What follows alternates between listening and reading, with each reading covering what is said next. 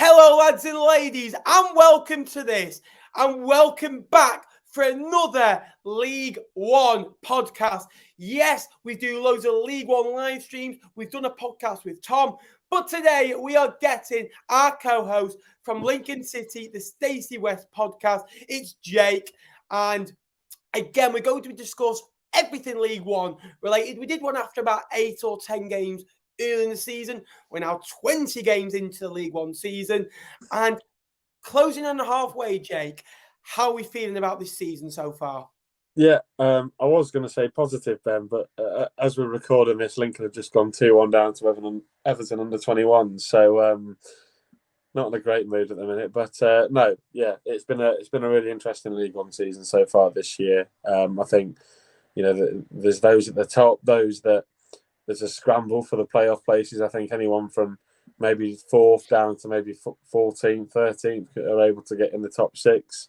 And then you've got the interesting battle at the bottom. I think, you said to me earlier, you think this is quite a weak League One compared to last year. I would massively agree with you. And but it's made for a lot of drama, hasn't it? It's going all sorts of ways. Teams are going up, teams are going down. So, no, fascinating League One season yet again.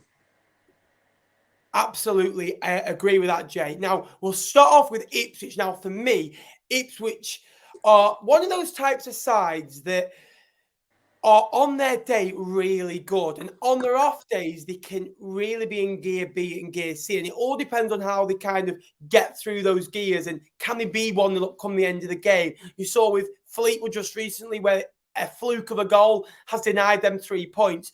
And you just wonder, when there's so much quality in this league, will that come back to haunt them? Now, again, it was a great win over Peterborough. Now, Ipswich, their record against sides in and around them hasn't been great this year. Peterborough, the first win against sides currently in the top 6. However, they've only lost one, and that was to Plymouth Argyle back in October time, 2-1.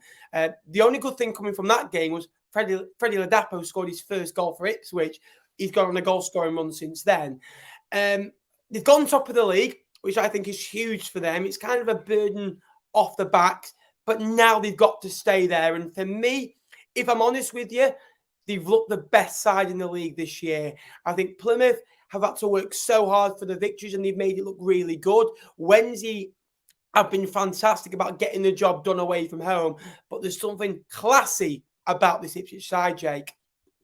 Yeah, Ipswich are a really good side. Obviously, our two clubs haven't seen them on their best of days this year, and I guarantee that we probably will in the reverse fixture. But I think the hardest part is getting the easiest part is getting to the top of the league, and it's the hardest thing to maintain it, which is why Plymouth have done such a good job. And whilst you said they've been battling for all these leads and wins, but some of the performances they've put in have been nothing short of miraculous. But Ipswich really impressed. I think the home form's been overly pretty good. They've beaten teams that I don't think they were able to beat last year. So I'm pretty confident they drew with Cambridge at home last year, but they've dispatched them this time around.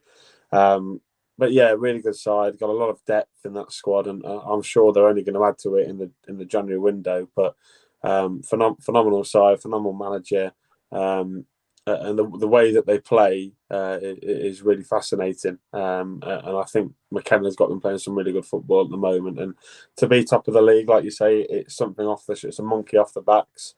But yeah, no, really good side Ipswich, and I think they've got to really attack this festive period, because if they don't, they know that they've got Plymouth and Sheffield Wednesday, two sides that are both capable of all of a sudden just creeping above them and knocking them out the automatic spots. Absolutely. Wednesday with a late equaliser the other day away at Exeter. Patterson with a late goal, not a regular goal scorer. We'll come on to the kind of the other automatic spot in a minute.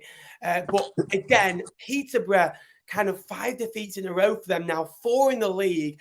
They don't look comfortable, especially away from home. That's 8 defeats in 11 away from home for them. And again, another top side away from home where they've crumbled. It was Chaplin with his first goal in 12. However, the other 5 goals came in 4-game spell.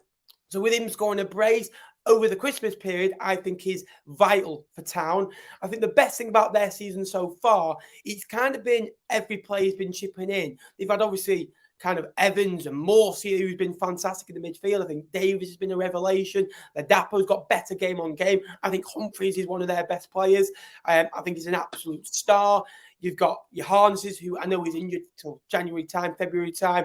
Wes Burns. You could go through their squad and go, he's a good player, he's a good player, or that player wasn't great that game, but he was good this game, and which I really like. We'll come on to the automatic race now. Now, it's Wednesday and Plymouth. Then there's a kind of a big 8 or 9 point gap. And I think it'll be between these two sides. I think these two sides are special. Now, you look at Plymouth's run coming up. They've got Morecambe and Cheltenham, whereas Wednesday have got Oxford and Fleetwood. I think Wednesday have got the tougher of the two games over the Christmas period.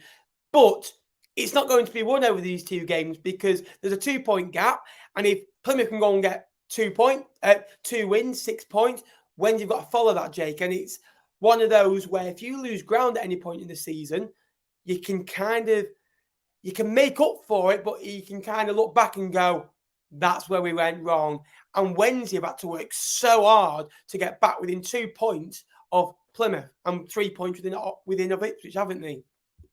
Yeah, I think half of the promotion battle and making sure that you get over the line it is purely psychological. I think you see teams that have got the ability in absolute abundance, like Plymouth have, like Sheffield Wednesday have, but they just can't have. They've either got a lack of experience in those big games where you it's really important not to lose if you're playing one of those sides around you. And psychologically, I think if I had to hedge my bets on one of the two, I think I'd probably lean towards Sheffield Wednesday. They've got more experience in the side, whereas Plymouth Argyle, you look at the team, it's fairly young. You've got Morgan Whittaker, who's a young lad, Barley Mumba's a young lad, Cooper's a young lad, and they're three really key players for them who haven't had this experience in their career, and that's no fault of their own because of their age, obviously. But I think that Wednesday I've got the tougher games. I think as much as you say, might disagree, Fleetwood is a tough game, whether that's home or away. I think you can ask Peterborough and Ipswich fans what they think about Fleetwood, and it's clear that it's not going to be a walkover. I expect Argyle to get 6 points, but even though it's a tougher set of games, I also expect Wednesday to get 6 points. So, but having a good festive period, Ben, as you'll know, you've seen your team get promoted. I've seen my team get promoted a couple of times. Making sure you have a good period now is fundamental, because if you put yourself in a better position now, you're able to attract better players. You can say, whichever team's going to come out in second over the January sort of period, you're thinking you can attract players that maybe weren't interested if you were fifth, fourth, in the playoff race. So really big couple of weeks coming up for both of those football clubs, and really excited to see which one can stick their neck out on the line. So the playoffs, now in my opinion, the playoffs are one of the best stages of the season, and you can kind of get 10 teams looking at their season and going, let's get into the top 6 and be in a 2-3 game shootout. Now, at this moment in time, I've kind of got 10 or 11 clubs in mind of who can get into the playoffs. Do I believe these teams will put runs together? No. But one of them or two of them can, because the bad runs that others are on. Peterborough have only won 1 in the last 5, picked up 3 points. Bolton have only picked up 5 points. You're looking at your Derby, 7 points. Portsmouth have only picked up 4 points and have not won in the other games as well. So for me, anyone can get into these playoffs, and that's what makes it so special. Barnsley are the team that have put a run together. Now, under Duff, they look settled. I said as soon as they scored in the last minute on the 1st of October, they are going to be the other team to add on to the 4, which included Portsmouth. Now, they've been on an awful run. They haven't been losing, but they've been drawing games and not been picking up 3 points. Now, drawing games for Portsmouth Football Club isn't acceptable by the standards that they set themselves. But I've added Bristol Rovers, I've added Lincoln, I've added Exeter, who are all on 27, 28 points. And that's only 3-4 points offside the playoffs. Wycombe have had a poor season, some will say. But they're only 4 points on Barnsley, who've won the last 4 games. Wycombe, again, a couple of good wins over Portsmouth recently as well included in there. Portsmouth have got 2 or 3 games in hand, so anything can happen. But you're going to say out of these teams mentioned, 3 are going to get into the playoffs because the other 3, 1 will get into the playoffs, the other 2 will go up automatically. I believe in that. I think the point gap's too much, and you're hoping that they're going to lose 3-4 games, and the other team's going to win 3 or 4 games and not slip up at all, Jake. Yeah, mate, it's really difficult, isn't it, trying to fit 3 teams into what looks like maybe 10 or 11. You said the playoffs are the most fun part of the season. Just be careful you say that too, because sometimes they're not very fun at all, especially if your team gets to the final and loses. But it's difficult because all these teams that currently occupy a playoff spot are acting like they don't want one at all. You're talking about Peterborough, you're talking about Bolton. They're acting like they're not really bothered about it, and I just think it doesn't give a good mindset. I go back to the psychological point that maybe these teams already think, oh well, we've had a decent first half of the season. Maybe we'll just, we can take a foot off the gas pedal a little bit and sort of coasting towards the new year. And these teams are finding that there is enough quality in this league to shrink the gap. And all of a sudden your teams like Pompey, who are absolutely flying high, maybe 5-6 games in, find themselves currently outside the top 6. So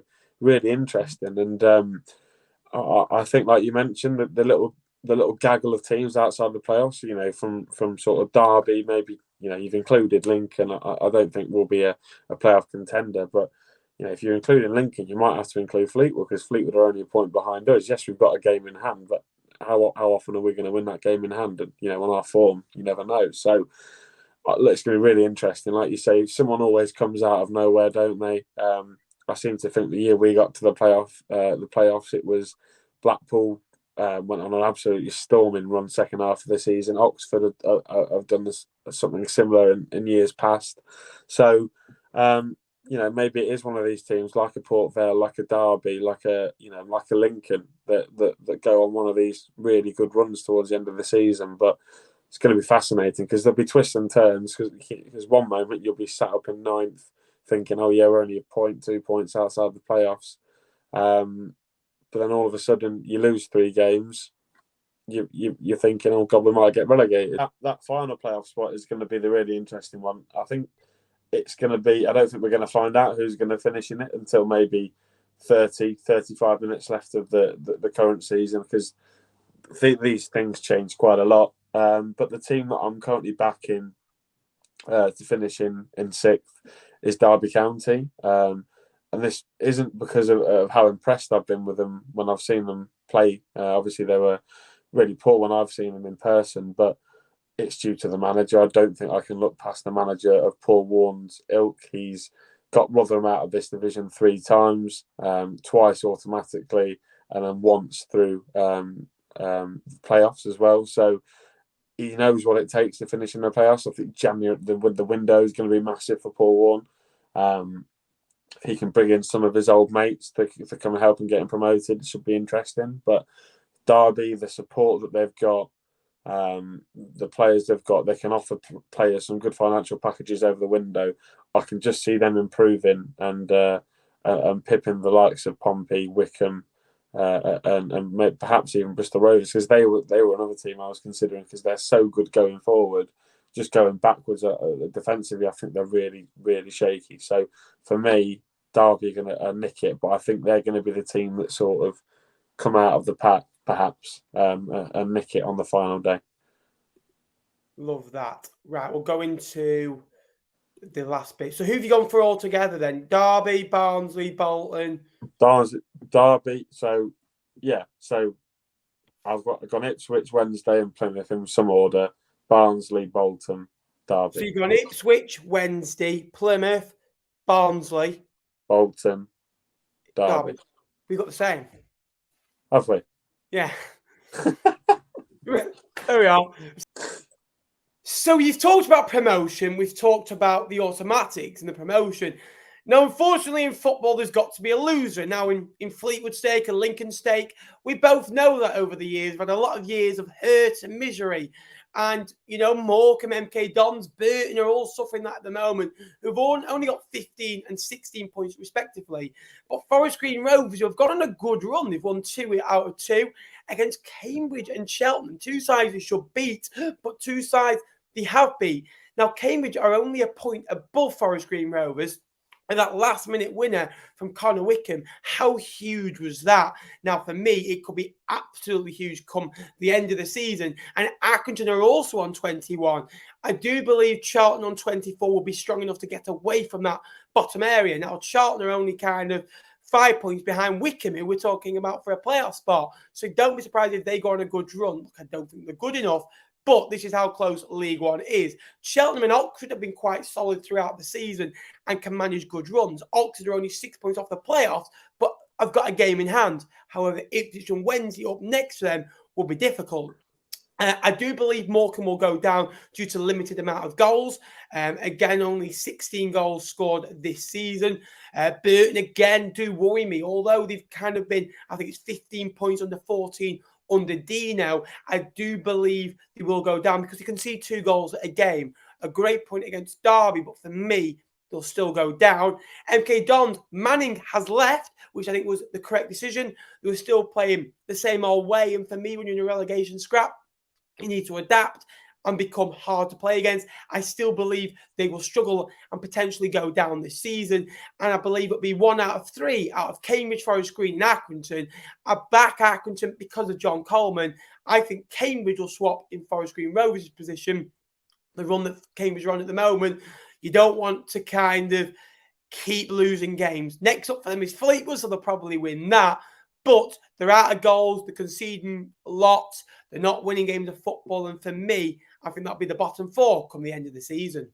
It's going to be interesting. Again, it's something that will change probably about 50, 60 times before the final day. The issue is 4 teams have got to go down. You see, with me, with Ben, I think Morecambe are okay. Obviously, they don't score enough goals. In the 2 games that I've seen them, I thought they were actually pretty good. They've got a very good pardon? They battle hard. They've got a very, Morecambe have come on one hell of a journey out of non-league and into League One, and I think you can tell as a football club they're massively improving because, you look at their midfield 3 this year compared to last year. You've got Shaw, Jensen, Weir, and Jake Taylor, who are all 3 fabulous footballers technically. Whereas last year, I think they were running with like Usman Farane, Daria Raga, and someone else who absolutely escapes me. But they're getting better, but they just can't score the goals. And Stockton, who they turned to so many times last year, is unable to help get them out of trouble because I think his head is maybe not in the right space at the moment for Morecambe and to perform at this high level. So I don't think he's got the motivation to do so. So I think Morecambe are one of the sides that are going to go down. Joining them, I think another team from the Northwest, I'm going to go with Accrington. I think Accrington have been by far the worst team that I've seen play this year, and I've been to every Lincoln game, so that does include Lincoln as well. Accrington were woeful.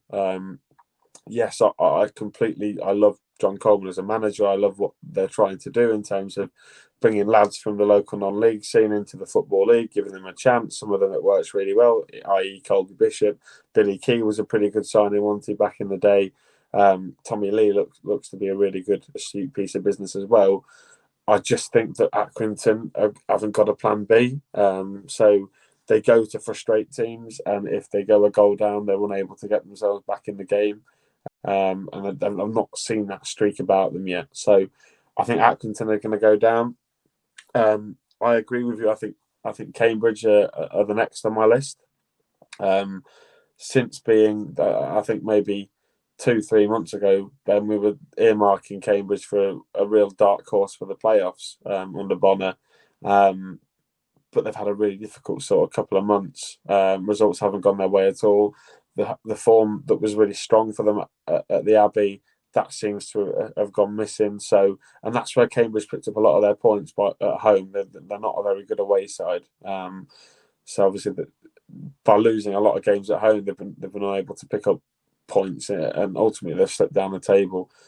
And I think the last one for me, given the fact that I can't see where as a club they're heading at the moment because they're in a bit of transition, I think I'm going to back MK Dons to go back down to League Two. They're in this sort of position where they are trying to find their identity again. Obviously, Russ Martin was the great man who brought this plan to MK Dons. 2 years ago we were talking about a 3-year plan. This third year would be for MK Dons to go and try and finish in the top 2, top 3, etc. They've not capitalised on last year. Obviously, Liam Manning hasn't been backed in the window, I don't think, so they've struggled. Where would Sunderland have finished this season? Now, I know Sunderland are quality and they're in the Championship and they've massively improved.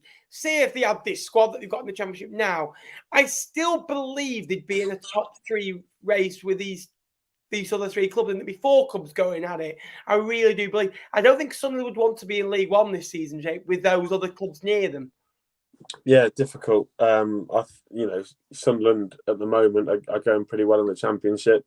So I think that sort of has to equate to them being one of the top teams in this league, and I think they'd be probably, for me, they'd be somewhere in between Ipswich and Wednesday, just sort of in that nice sweet spot. Probably going to come second if I was putting a bet on it. So, seeing as it's Christmas, can Jake finally come clean on his dislike of Wednesday? No. I really like Wednesday, Jake. Yeah, I think you're a quality club, good fan base, good team, but I don't think you're not a particularly huge fan of them, are you? It's a bit like Sprouts. You just never really warm to them.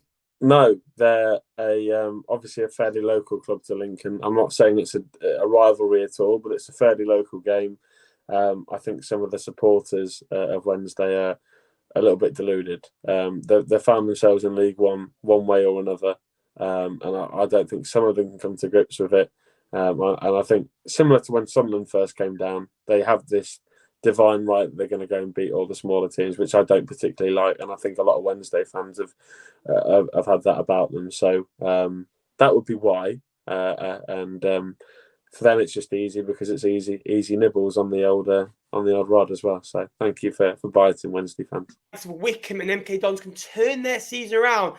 Bit harsh on Wickham with 4 points off 4th.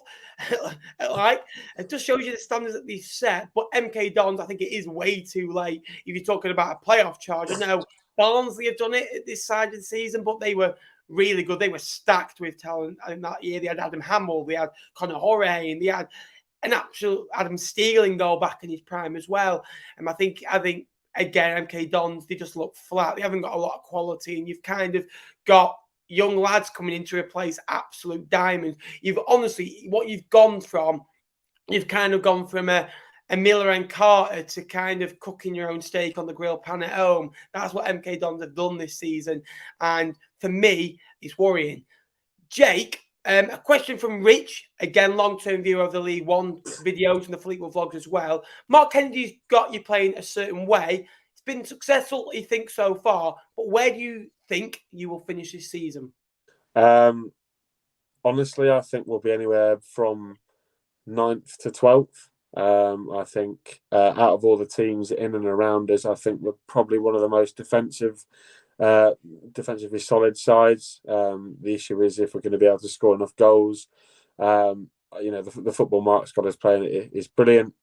If we can keep a hold of our low knees, the likes of Jack Diamond, Carl Rushworth, then there's no reason as to why we can't finish in the top half, and that would be a successful year compared to considering what we went through last year and thinking we were going to go down. So anywhere from 9th to 12th would be a relatively successful first year in management for Mark. Absolutely agree with that. Ben, are you surprised how the Fleetwood are doing? Sorry. No, I'm not, because Fleetwood's squad is relatively, probably, if I'm honest with you, probably the 15th, 16th best in the league. I think you've got your Vellas, your Batties, who are good players at League One level, experience. You've kind of got Rooney, who's done okay since coming to the football club. You've got Jay Lynch, I think, who's adapted well. So there's good players in there. And for a first year management, 26 points. For me, all I want to do people say 50 points. I just want to get to 40 points and then think, right, now we get to 50 points. Now we're over that hurdle, which that point hurdle last season killed me. Michael Bowers has come in. Legend. Go and subscribe to Michael if you haven't already. Top lad and does some cracking Sunderland content as well. Firstly, congrats on 10K. Thanks very much, Michael. Are you at 10K, did I? I should have mentioned it. Been a bit shy on that one. Secondly, people say the longer you stay in League One, it's harder for Sheffield Wednesday, Ipswich and Portsmouth all to get out. But why is it harder in your view? I think the longer you get stuck in, the teams that get less fearful of you, that may come and attack you and may think they can win the game a little bit more, and you kind of get a bit of anxiety about getting out. It's kind of like a golfer winning his first golf event or a darts player winning his first major, like a Michael Smith found that this year as well. He finally won it. And when you get over that obstacle, things get easier. And I think kind of in League One, people think it's an easy league. You've got probably 6 sides that stay in League One every year that will battle anyway. I know Charlton, Oxford have kind of got into that rut as well. Wickham will always have a go. Then you've got your big teams. Now, only 3 go up, and there's probably 8 or 9 big teams that you can mention and that can always have a go as well. Some of them are in the bottom 8, bottom 10 this year as well. So it really is difficult to get out, Jake. Yeah, I would put that down to the improved quality in the football pyramid in general. I would say that the reason that's caused it is teams that they're in the National League North and that sort of level, them coming full time. That means they can attract better players. That means that the level of all the leagues has gone up. And I think you see some of the players that are dropping down into the likes of, Wrexham, Stockport. That's those sorts of teams dropping down to that level improves the quality of the leagues below, which means that it's a step up every time you go up. And ultimately, there's some good teams coming out of League Two year on year, and that sort of makes it far more competitive. Even for the sides that are up the top end of League One. So for me, I think it's the improved quality of the game in general, duelled with everything that you've said, I think. Jake, Andy, Legend, organises your buses, I'm told as well. Again, the question about the blackout, and we have discussed this in length over previous streams. But for me, it's a no-go. I think for me, over the World Cup, I didn't understand why they did it. I thought it's an opportunity to get more fans into EFL ground, into non-league grounds as well. Football, I've watched a lot of football over the World Cup and I've not been intrigued about it. I've not been over the moon about watching it. It's good to watch a Premier League game on a Sunday, but Saturday 3:00 is where real football belongs, and that's on the terraces with a pie and a pint. You pay 4 or 5 quid, you pay 15, 20 quid for your entry fee. You stand absolutely freezing, you get hypothermia, you can't literally get warm for 3 days afterwards, but that's football and it should never be on TV at 3:00, should it? No, Andy Pearson, legend, up the fun bus. Massively appreciated, Andy. You're on it. Is it much fun? Oh, it's lots of fun. It's lots of fun on Andy's fun bus. Hey. I think the blackout is a terrible idea. I think you'd only have to look at the attendances over the last sort of 3 weeks in League One. I can imagine they've massively decreased with the games being on iFollow. I think it's a detriment to the English game if we're not. If we're broadcasting games that you can just pick and choose. So for me, keep the blackout as it is. Encourage people to go down, support the local EFL clubs because they need you. Despite being professional organisations, they need people in through the gates because they won't be able to operate day to day. And we love our football clubs, and the fact that they're still here is a massive achievement. So stop the blackout, boycott the blackout, and can't say it right. Boycott the blackout and get yourself down the terrace because it's really important. One more important thing for me, that we give your channel a plug. Now, he produces some really good content. Now, Lincoln City reviews, previews. Obviously, he's broadened out to League One as well, which has expanded his knowledge as well. And obviously, when you're working with a true professional like myself, that obviously helps as well.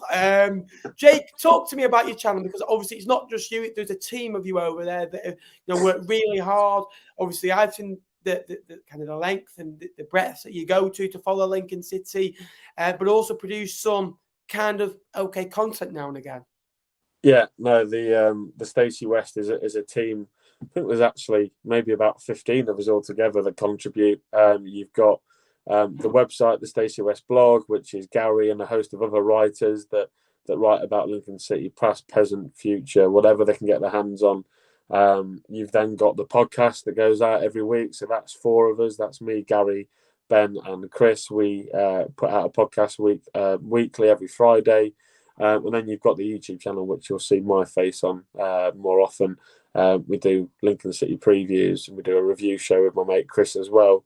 So you get some instant fan reaction also from the game. So we're on our way to 1,000 subscribers. We're at 700 at the moment. So if you wouldn't mind popping across and hitting that big red button, it'd be massively appreciated by myself and everybody else who listens to the podcast and supports the site as well. We also are on Patreon, so if you could come and check us out and support us on Patreon, it'd be massively appreciated.